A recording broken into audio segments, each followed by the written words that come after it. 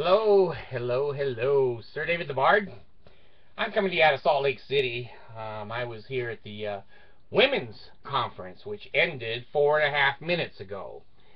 I'm having to come up with a evaluation and a summary of what happened. I just browsed the Desert News, which is the Mormon PR newspaper, and I got like 9 articles already in there in 4 minutes. So it wasn't orchestrated, folks. It wasn't orchestrated. Now let me just give you my opinion. That's all I do on my show. I just tell you what I see and what I hear. Whatever floats your boat, get on your water skis and go for it.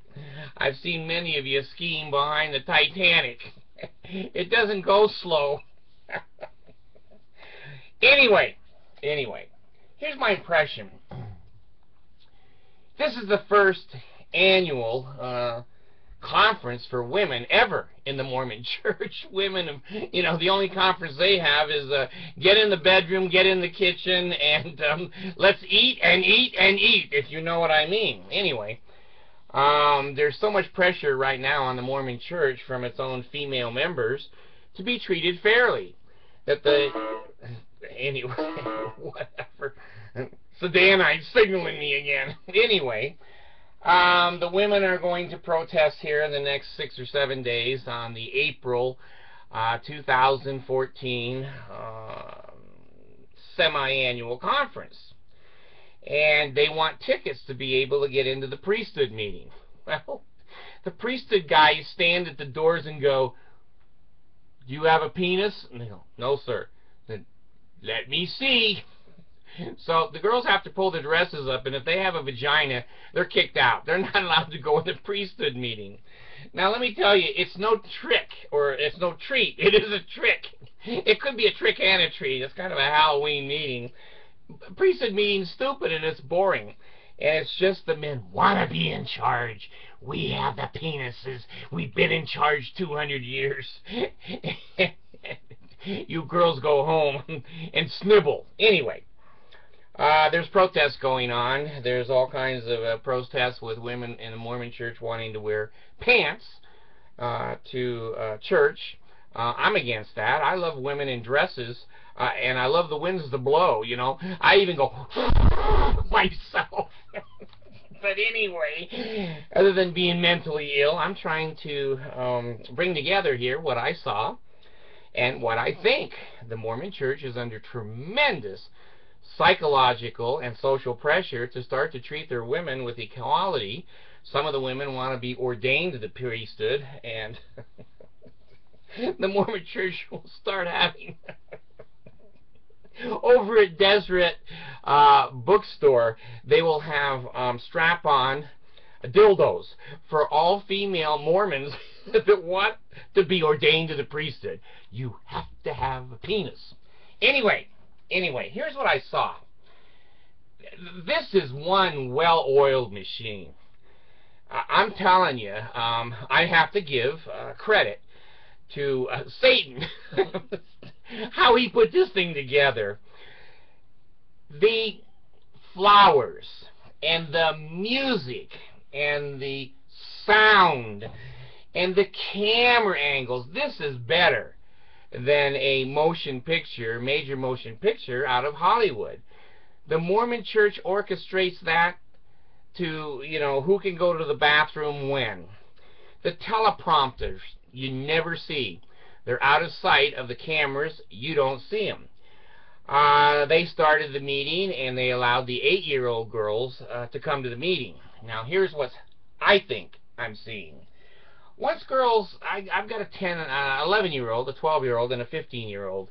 Once those girls are in their teenage years, they've had some exposure to the real world. And when you tell them to go home and bake bread, and they're 13 years old, they'd rather listen to their music and their iPads, and i's, and, this and that. I can't even name all the things. So the Mormon Church is being clever. They're going, the brainwashing needs to be lowered down. Get to the 8-year-old girls. Now, an 8-year-old girl is very impressionable. She loves her dad, she loves her mom, and whatever they say, you know, it's like God walking on water. So anyway, the Mormon church had the 8-year-old girls there with the 80-year-old girls. So what they're trying to do is extrapolate across the entire age group, females, that the old people are yanking the young people along and saying to them, see, I'm 80, I paid my tithing, I went to the temple, and you should do the same because I'm a happy person. Well, those 80-year-olds can't even spell computer or iPhone. It's a different world, and when you've got a whole bunch of old men running the Mormon church, they're constantly underestimating and are out of touch. They're totally out of touch. Unless they're molesting their population and their members, they're totally out of touch with what's going on in the world. Now, I saw the women give a couple of talks. Here's what impresses me in a cult. The leadership have no experience. Let me say that again. In a cult, the leadership has no experience.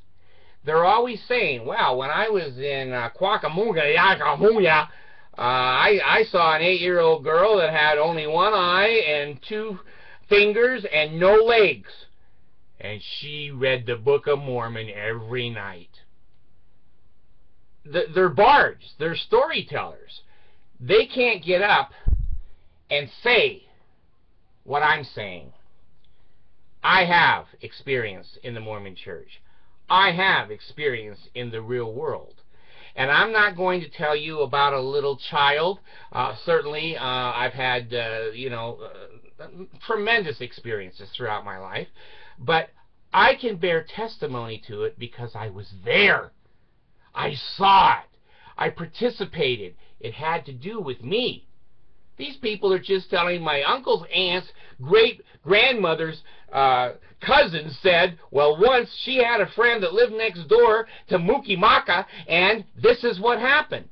And they're bearing their testimony 24 people down from the story. Well, anyway, the women, I can see they're on Prozac. No doubt in my mind. They're just, high as a kite, and let's get them, smile, smile, smile, we got our own meeting, and, we may start growing penises at any moment. So anyway, then the men. Now here's what's interesting.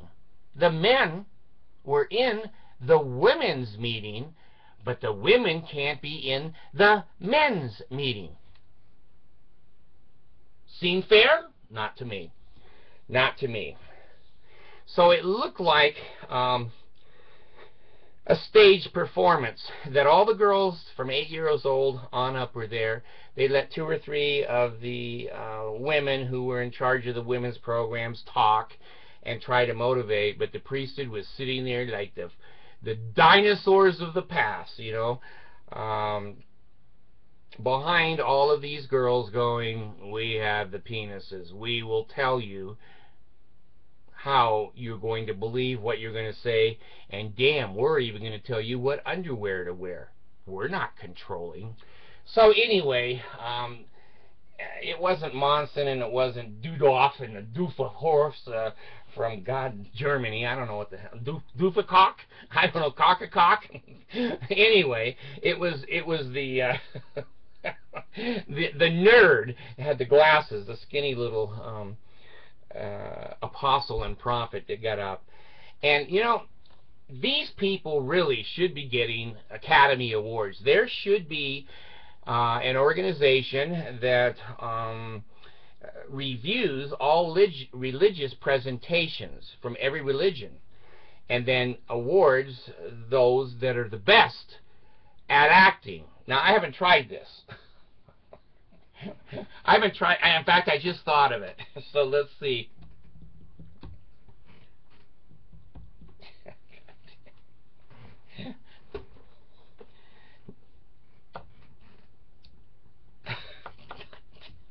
Alpha and Omega. They're a couple of assholes. Anyway. It's just like my ex-wives. Every time I wanted to turn them on, they wouldn't work. Anyway, I'm going to go ahead and I'm going to practice for the Academy Award of the God bullshit speech. And I'm going to imitate the Mormon men talking to the women of the church. Okay, first of all, we have to have the right lights. See, it's not a production. It's not a production. Now, we will now have the famous, ultra-famous bard speak to the women of the church.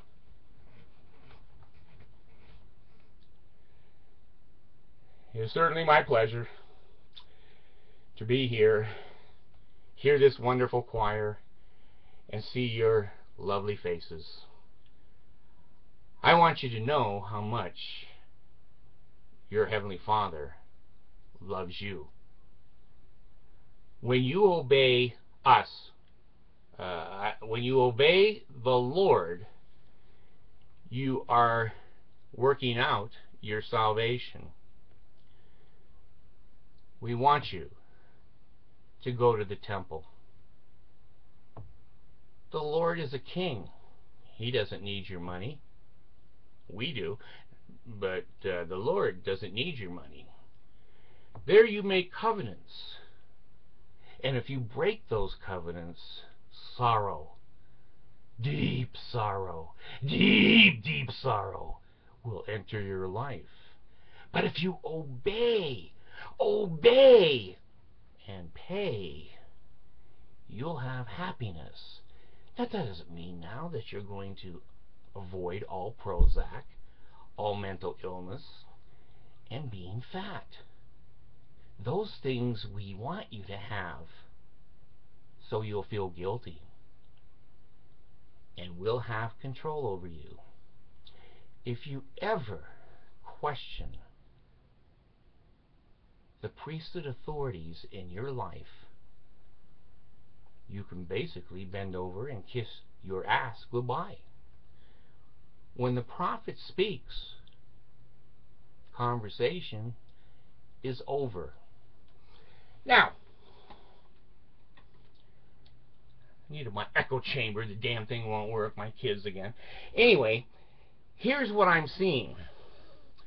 This is a well-oiled cult. Man, oh man. From birth until death, every moment, every segment of your life is consumed with their policies, their procedures, and their doctrine. I don't feel that bad for Mormons anymore because I realize they can't feel or know that they're in a cult.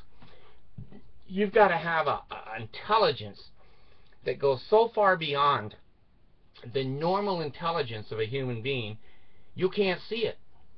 You can't see it. Only a few people can sit back and be objective and say, you know what? This doesn't line up. This doesn't make any sense. Now, I noticed, you know, Monson was there, and when the meeting was over, they began to play the song, "We thank thee, O God, for a prophet." Well, Bozo gets up, and he's the prophet. Well, he's trying to shake hands, and he's trying to walk off, and all the people have to stand there in honor and respect.